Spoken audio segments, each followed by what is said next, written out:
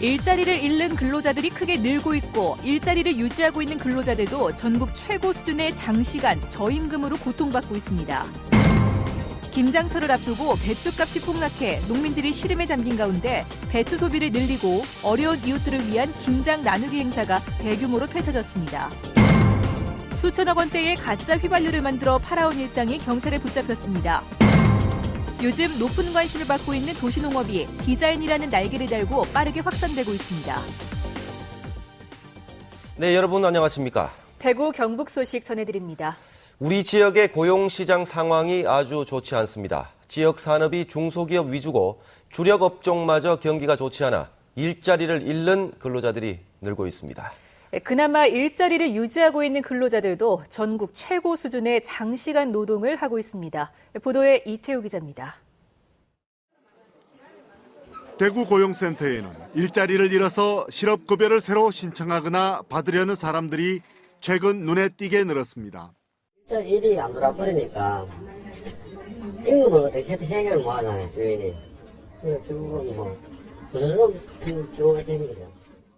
대구의 고용률은 57.8%에 불과해 전국 평균치보다 3%포인트 가깝게 낮고 특히 20대 청년 고용률은 전국 평균보다 4.6%포인트나 낮은 52.7%에 불과합니다.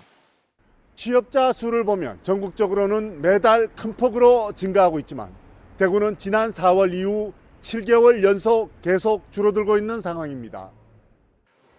공작 기계를 만들어 수출하는 중소기업입니다. 직원 250명이 아침 7시 30분에 일을 시작해서 보통 저녁 8시가 다 되어서 작업을 끝냅니다. 주 5일 근무가 아직 도입되지 않아 월요일에서 토요일까지 주 6일을 일합니다. 지역의 열악한 고용 상황을 생각하면 그래도 일을 할 수 있는 직장이 있다는 게 위안입니다. 대구 경북 중소기업에 일하고 있는 근로자들은 다른 지역 근로자들보다 긴 시간 일하고 있으면서도 상대적으로 적은 임금을 받고 있는 것으로 조사됐습니다. 월 근로시간은 대구 근로자들이 25시간 이상 많지만 임금은 평균치보다 30만 원쯤 적어 상대적으로 일은 많이 하고 임금은 적게 받고 있는 것으로 나타났습니다. 기업들이 노력을 해서 처우라든지 급여 부분을 개선을 시켜줘야 결국은 지역에서 공부하고 노동시장에 들어가고 싶어하는 인력들이 좀 더 적극적으로 지역으로 들어올 것이고. 저임금 장시간 노동이라는 열악한 고용 현실이 가뜩이나 힘겨운 상황에서 정부가 일하는 시간을 줄이고 대신 시간제 일자리를 늘리려는 정책을 추진하고 있어 반발을 사고 있습니다. 경직적으로 이렇게 제한을 해버리면은 기업들이 여기에 따라서 이제 노동시장이 유연하지 않기 때문에 그에 대한 대응하는 게 좀 힘든 상황이 작용하는 겁니다. 중소기업이 주력인 지역 경제계는 초과 비용이나 신규 인력 구하기 등 현실을 제대로 반영한 정책이 마련돼야 한다고 입을 모으고 있습니다. MBC 뉴스 이태우입니다. 고용노동부는 오늘 대구 고용노동청에서 지역 단위 고용률 70% 추진단 현장 점검 회의를 열고 일하는 방식을 바꿔서 고용을 늘리는 방안을 논의했습니다. 오늘 회의는 지난 9월 추진단 출범 이후 처음으로 열리는 것으로 방한함 고용노동부 장관과 전국 8개 지방고용노동청장 그리고 관련 전문가와 중소기업 대표들이 참석했습니다. 김장철을 앞두고 배추값이 폭락해 농민들의 시름이 깊습니다. 배추 소비를 조금이라도 늘리기 위해 김장 나누기 행사가 펼쳐지고 있습니다. 권윤수 기자가 현장을 다녀왔습니다. 이달 말 출하를 앞두고 있는 고령의 한 배추밭입니다. 병충해와 자연재해가 없어 풍작이지만 농민의 얼굴이 썩 밝지가 않습니다. 전국적으로 배추 생산량이 늘어나 소비자 가격이 30에서 40%가량 떨어졌고 산지 출하 가격은 예년의 절반 수준입니다. 농협에 대출 내가지고 농사 짓는데 그 이자도 안 나오는 그런 실정입니다. 특히 요즘 중국산 절임 배추가 시중에 많이 공급되면서 농민들을 더욱 힘들게 하고 있습니다. 이런 가운데 대구에서는 지역에서 생산된 배추를 이용한 대규모 김장 담그기 행사가 펼쳐졌습니다. 한 유통업체가 대구시 사회복지협의회와 함께 배추김치 10,000포기를 직접 담가 어려운 이웃들에게 나눠줬습니다. 전년에는 8,000포기 정도 진행을 했는데 올해는 2,000포기 이상 늘려서 10,000포기 이상 진행을 하게 됐습니다. 농협중앙회 경북지역본부는 배추 소비를 촉진시키기 위해 어려운 이웃들을 위한 김장 행사를 지난해보다 열흘 앞당겨 진행했습니다. 중국산이 아닌 국산 배추로 김장 담그기 행사를 열고 있는 기업과 단체의 노력이 도시의 어려운 이웃들은 물론 가격 폭락으로 힘겨워하는 농민들에게도 용기를 북돋워주고 있습니다. MBC 뉴스 권윤수입니다. 지방 분권과 지방 행정체제 개편을 위해 출범한 대통령 소속 지방자치발전위원회가 강원과 대전에 이어 오늘 대구를 찾아 지역 의견을 수렴했습니다. 지방자치발전 비전과 실천 과제를 주제로 토론 방식으로 진행된 오늘 행사에서는 특별시와 광역시 구군 지위 및 기능 개편, 자치경찰제 도입, 지방재정 건전화 방안, 지방선거제도 개선 및 지역 차원의 지방분권 추진기구 설치 등에 대한 논의가 이루어졌습니다. 수천억 원대의 가짜 휘발유를 만들어 팔아온 일당이 경찰에 붙잡혔습니다. 원료 공급책부터 제조책, 판매책 등으로 역할을 분담해 조직적으로 움직였습니다. 양관희 기자가 보도합니다. 인적이 드문 새벽 2시 동대구 나들목 근처 고가도로 아래에 대형 화물차가 드나듭니다. 이 탱크로리에 실린 것은 가짜 휘발유의 원료인 솔벤트. 가짜 휘발유 운송책이 제조책에게 원료를 넘기는 장면이 경찰에 포착됐습니다. 39살 강모 씨 등 27명은 지난 2008년 1월부터 5년 동안 2억 4천만 리터의 가짜 석유를 만들어 유통시킨 혐의를 받고 있습니다. 금액으로는 4,700억여 원, 2000cc 중형차 400만 대가 한 번에 주유할 수 있는 양입니다. 이들은 원료 공급책, 운송책, 제조책, 판매책 등으로 역할을 분담한 뒤 미리 공모한 사업체를 통해 원료를 사들여 가짜 휘발유를 만들어 온 것으로 드러났습니다. 가짜 석유는 이처럼 간판도 없는 주택가 건물에서 은밀하게 거래됐습니다. 또는 고속도로 고가다리 밑이나 공단 공터 등 인적이 드문 곳에서 판매가 이루어졌습니다. 길거리 단속을 위주로 하다 보니까 근절이 되지 않았습니다만은 이번에는 그 원료 공급책을 저희들이 단속함으로써 길거리 판매상은 자연적으로 없어지게 된 것입니다. 특히 정부가 지난 2010년부터 가짜 휘발유의 원료인 솔벤트에 대해 유통 규제를 강화하자 상대적으로 관리가 취약한 핵산을 사용해온 것으로 드러났습니다. 항정적인 피해가 있겠고요. 두 번째로 그 차량의 고장을 일으킵니다. 그리고 세 번째로 화재 발생 위험성이 상당히 높습니다. 경찰은 가짜 휘발유 제조 총책인 39살 강모 씨 등 13명을 구속하고 9명을 불구속 입건했습니다. MBC 뉴스 양관입니다.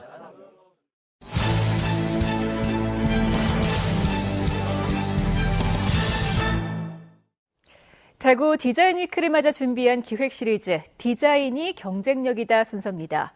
요즘 높은 관심을 받고 있는 도시농업이 디자인과 접목하면서 더욱 빠르게 확산되고 있습니다. 도시농업을 통해서 본 디자인의 힘, 윤영균 기자입니다. 대구시의 이 마을은 재개발이 지연되면서 쓰레기가 나뒹구는 버려진 공간이었지만 지금은 온갖 작물들이 자라는 텃밭으로 변신했습니다. 아이들은 이제 왔다 갔다 하면서 보면은 이제 조금씩 크는 거 보면서 애들도 좋아하고 이제 학부모님들도 되게 좋아하고 그렇게 잘 가꾸고 있어요. 이렇듯 삭막한 도시에 생명력을 불어넣는 도시농업이 디자인을 만나 훨씬 다양한 형태로 확산되고 있습니다. 대구 북구에 있는 이 회사는 지하 2층 지하실에 식물 공장을 만들었습니다. 40제곱미터 정도의 좁은 공간이지만 촘촘하게 재배 공간을 설계해 상추를 한 달에 600kg가량 수확하고 있습니다. 스마트폰으로 온도와 습도, 영양분 제어까지 할 수 있도록 디자인해 일손을 획기적으로 줄였습니다. 버려진 어두운 공간을 생명이 자라는 공간으로 바꾼 것이 무엇보다 큰 보람입니다. 지하 공간 같은 경우에는 사실은 임대를 거의 놓을 수가 없습니다. 이런 공간은. 그러니까 저희들이 이런 공간들에는 아주 보통 위에 그 사무실의 비용에 비하면은 거의 한 3분의 1 정도? 보통 빌딩 옥상은 아예 출입 자체가 통제되는 경우도 많지만 이 건물 옥상은 텃밭이 꾸며져 있습니다. 폐자재를 활용한 박스에서 여물어 가는 벼.